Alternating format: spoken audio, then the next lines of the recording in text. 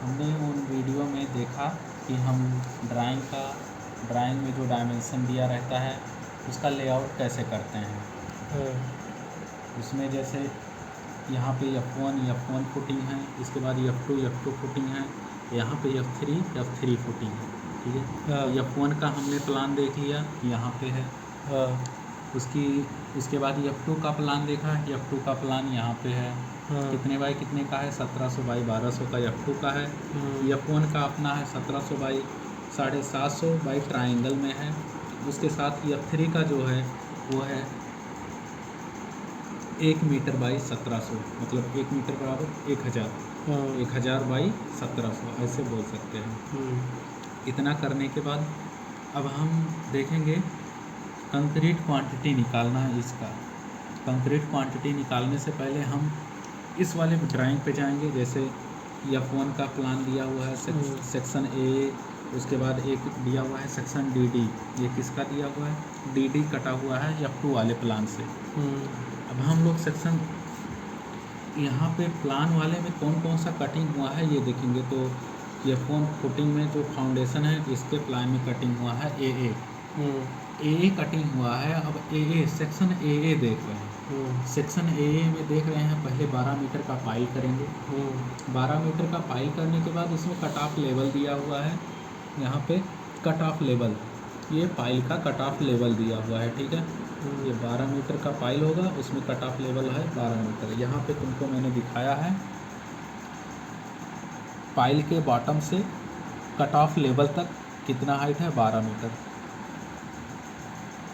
12 metre है, इतना 12 metre है। अब हम इसका कंक्रीट क्वांटिटी निकालना जानेंगे पाइल का। अगर मान लो 12 मीटर का पाइल है लेंथ और 450 mm डाया का है, तो उसका कंक्रीट क्वांटिटी कैसे निकालेंगे। तो यहाँ पे अगर हम देखेंगे तो ये सिर्फ ऐसे बन रहा होगा सेक्शन में। अभी हम सिर्फ वैसे सेक्शन देख रहे हैं स्टील के साथ नहीं, हम सिर्फ एक नॉर्मल सेक्शन देख रहे हैं। ये तुम्हारा है 450 mm। ये तुम्हारा हो गया गोला, ये हो गया गोला। और ये तुम्हारा अगर देखा जाए तो जो तुम्हारा पाइल रहेगा वो राउंडेड रहेगा, बेलन की तरह है। तो एक होता है बेलन का सूत्र, बेलन का आयतन समझ लो। आयतन मतलब वॉल्यूम, वॉल्यूम मतलब क्वांटिटी। ठीक है, वॉल्यूम हो गया या क्वांटिटी बोलो। तो इससे हमें इसका कंक्रीट क्वांटिटी निकलेगा। क्या निकलेगा, कंक्रीट क्वांटिटी। इसका सूत्र होता है, बेलन का सूत्र होता है, वो बेलन के आयतन का जो सूत्र होता है वो होता है पाई r² h। पाई r² h बोलो या π/4 d² × h ये बोलो। अब जो पाई रहता है इसका मान होता है 3.14। ठीक है, पाई का मान होता है 22/7 भी होता है या 3.14 भी होता है। ठीक है, उसके बाद 3.14 हो गया। उसके बाद r मतलब त्रिज्या का क्या होता है, रेडियस का आधा होता है त्रिज्या। रेडियस का आधा होता है त्रिज्या, इसका मतलब 225 mm हो जाएगा। 450 का आधा होता है 225। हम इसको कंक्रीट की क्वांटिटी जो निकाल रहे हैं वो मीटर क्यूब में निकाल रहे हैं। मीटर क्यूब में। किसी का अगर हम क्वांटिटी या वॉल्यूम निकालेंगे या कंक्रीट क्वांटिटी कोई पूछता है कंक्रीट क्वांटिटी कितना है, तो इसका मतलब वो वॉल्यूम पूछ रहा है। और वॉल्यूम का जो मात्रक होता है, जो यूनिट होता है वो मीटर क्यूब होता है या क्यूबिक मीटर कितना बोलते हैं। अब जैसे इसका 3.14 हो गया पाई का मान। r बराबर 225 है, 225 mm है। इसको हम मीटर में बना लेंगे, 0.225 हो जाएगा। स्क्वायर है, स्क्वायर कर देंगे इंटू h मतलब ये लेंथ, जो पाइल का लेंथ कितना है 12। ये 12 मीटर पहले से ही है। अब हम इसका कैलकुलेशन करेंगे। अब यहाँ पे हम इसको कैलकुलेट करेंगे, इसका क्वांटिटी निकालेंगे कितना आएगा। तो यहाँ पे है 3.14 या पाई लिखेंगे तब भी उतना ही आएगा, गुणे 0.225 का स्क्वायर। इसका मतलब 2 बार गुणा करेंगे, 0.225 का 2 बार गुणा कर लिया इंटू 12 मीटर। हमारा कितना आ गया 1.907 1.90755 है लिखो, नहीं लिखोगे तब भी चलेगा, या मीटर क्यूब, या हो गया क्यूबिक मीटर। इसका मतलब एक पाइल की कंक्रीट क्वांटिटी जो आएगी वो आएगा, अगर तुमसे कोई पूछे एक पाइल की कंक्रीट क्वांटिटी कितनी होगी, कंक्रीट क्वांटिटी एक पाइल, 1 नंबर पाइल की कंक्रीट क्वांटिटी हो गई 1.90 या 1.91 मीटर क्यूब या क्यूबिक मीटर। ये तुम्हारा निकल गया कंक्रीट, पाइल का कंक्रीट निकल गया, ठीक है। ये मैंने सिर्फ अभी 12 मीटर पाइल के लिए बताया हुआ है। इससे अधिक भी आ सकता है, 6 मीटर का भी हो सकता है, 10 मीटर का भी हो सकता है, 12 मीटर, 20 मीटर का भी हो सकता है, 22 मीटर, 25 मीटर, किसी भी लेंथ का अगर पाइल रहेगा या हाइट का पाइल रहेगा तो हम क्या करेंगे, एच की जगह पे जितना मीटर दिया है, कह रहा है निकालने के लिए, उतना मीटर रख देंगे, जो क्वांटिटी आएगा वो एक पाइल की कंक्रीट क्वांटिटी निकल जाएगी। ऐसे ही मान लो हमको यहाँ पे टोटल कितना पाइल है ये देख लेते हैं इस ड्राइंग में। F1 में 3 है, F1 में 3 है, 3 3 6, इसके बाद F2 में 2 है, 6 2 8 और 2 10, 2 12, 2 14, 2 16 और 3 19 और 3 22, 22 पाइल हो गया एक लाइन में। उसके बाद इधर भी 22 आएगा, 22 दूना 44।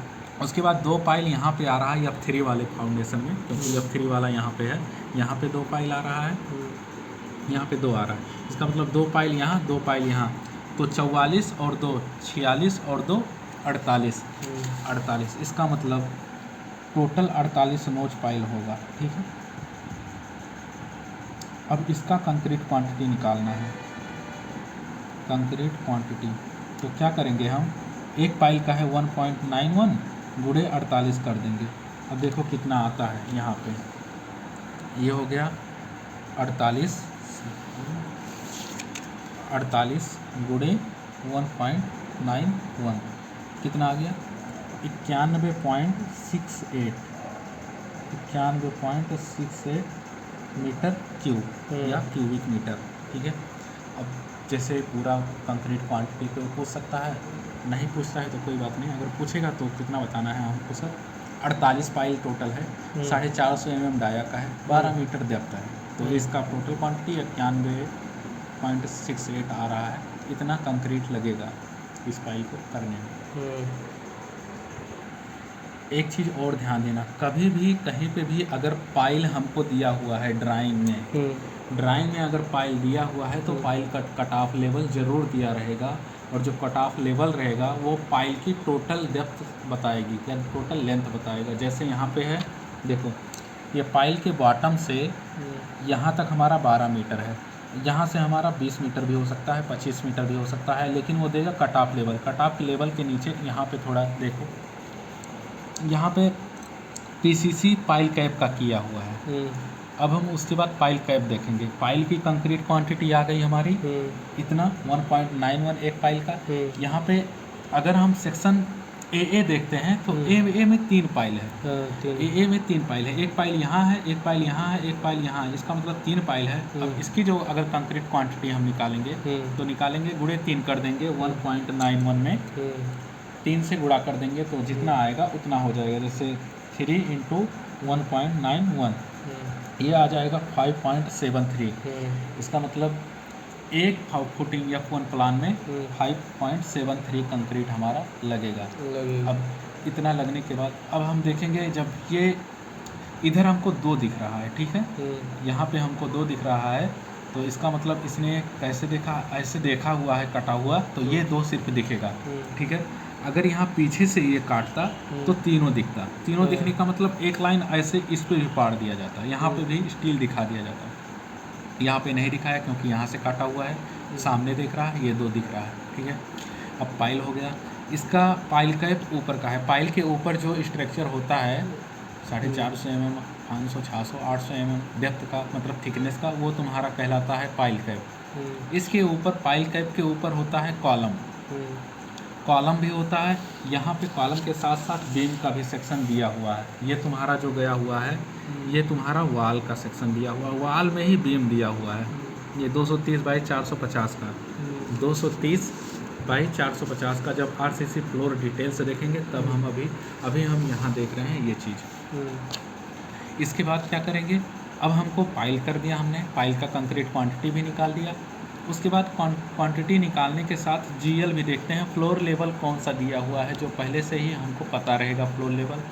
उससे क्लाइंट हमसे बोल सकता है यहाँ दिया हुआ है 1200 mm, इसका मतलब जो हमारा फ्लोर लेवल है वहाँ से ये वाला जो लेवल है, ये वाला जो लेवल है ये 1200 mm है। तो जो भी हमको क्लाइंट बता के जाएगा ये फ्लोर लेवल है तुम्हारा, यहाँ से तुमको जो भी काम करना है वो ड्राइंग के हिसाब से तुम्हें सब काम अब करना है। तो तुमको वो सिर्फ एक लेवल बता के जाएगा, फ्लोर लेवल, यही तुम्हारा 00 लेवल या फ्लोर लेवल है। अब यहाँ से 1200 mm डाउन गए, 1200 mm डाउन का मतलब अब हम यहाँ से स्टाफ लेके लेवल चेक करेंगे जहाँ पे काम करना है कि अप आ रहा है या डाउन आ रहा है। अगर अप आ रहा है 1200 से तो हमको और ज़्यादा कटिंग करना पड़ेगा, अगर 1200 आ रहा है तो और अच्छी बात है। अगर 300-400 mm आ रहा है डाउन कम, मतलब 1200 में जैसे 1 मीटर आ गया तुम्हारा फ्री एरिया मतलब जहाँ कुछ नहीं है, मिट्टी उट्टी कुछ नहीं है, फ्लोर जैसा ही है। उसके बाद नीचे 300 mm बच रहा है, 300 mm तुमको खोदना पड़ेगा। ऐसा करने के लिए तो तुमको मान लो 1200 mm जाना है, 1200 mm की खुदाई करवा लोगे, जहाँ जिस हिसाब से रहेगा वहाँ जैसा लेवल आएगा वहाँ उस हिसाब से तुम्हें खुदाई करवानी पड़ेगी। अब तुम्हें खुदाई कैसे करवानी है, खुदाई करवाना है तुम्हें अगर 1200 mm तो तुमने IS कोड 1200 पार्ट 1 पढ़ा होगा, वो एक्सकावेशन का IS कोड है, ठीक है। उस IS कोड में तुमको पता चल जाएगा कितने बाय कितने का स्पेसिंग, ये वर्क एरिया कितना रखना है। जैसे कौन सा कोड होता है? IS code 1200, IS code 1200 part 1, ठीक है। इसमें तुम जाओगे तो तुमको एक्सकावेशन से रिलेटेड IS कोड मिलेगा, कितना वर्किंग स्पेस कितना वर्किंग स्पेस चाहिए स्टील बांधने के लिए, शटर लगाने के लिए कितना स्पेस चाहिए एक तरफ, अगर जितना मीटर डेप्थ गया हुआ उस हिसाब से कितना हमको डेप्थ चाहिए, ये चीज़ पता चलेगा।